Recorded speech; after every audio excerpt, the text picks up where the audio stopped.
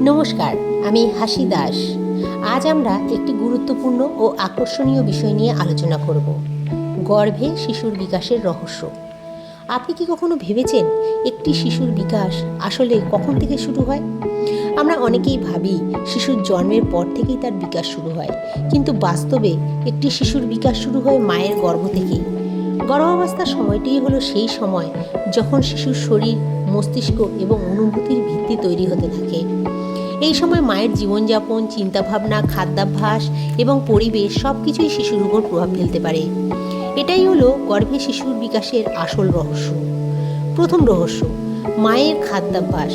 গর্ভাবস্থায় মা যা খান তার থেকেই শিশুর পুষ্টি আসে, তাই পুষ্টিকর এবং সুষম খাবার শিশুর শারীরিক বিকাশের জন্য খুবই গুরুত্বপূর্ণ। দ্বিতীয় রহস্য, মায়ের মানসিক অবস্থা। মা যদি আনন্দিত এবং ইতিবাচক থাকেন তাহলে সেই ইতিবাচক প্রভাব শিশুর উপরেও পড়ে, আর মা যদি খুব বেশি দুশ্চিন্তা বা স্ট্রেসে থাকেন তাহলে তার প্রভাবও পড়তে পারে। তৃতীয় রহস্য, পরিবেশ। গর্ভবতী মায়ের চারপাশের পরিবেশ যদি শান্ত, ভালোবাসায় ভরা এবং ইতিবাচক হয় তাহলে তা শিশুর বিকাশের সহায়ক হয়। চতুর্থ রহস্য, সঙ্গীত ও শব্দ। অনেকেই মনে করেন গর্ভাবস্থায় সুমধুর সঙ্গীত বা ভালো কথা শোনা মায়ের মন ভালো রাখে, যা পরোক্ষভাবে শিশুর ওপরও ভালো প্রভাব ফেলে।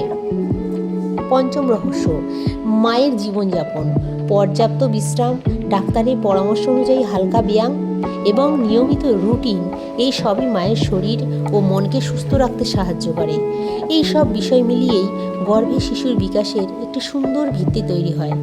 গর্ভসংস্কারের মূল ধারণা হলো গর্ভাবস্থার সময়টাকে সচেতনভাবে, সুন্দরভাবে এবং ইতিবাচকভাবে কাটানো।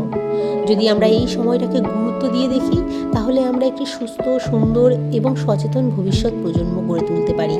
তাই আমাদের প্রত্যেকের উচিত গর্ভবতী মাকে ভালোবাসা, যত্ন এবং শান্ত পরিবেশ দেওয়া, কারণ সুস্থ শিশুর যাত্রা শুরু হয় মায়ের গর্ভ থেকেই।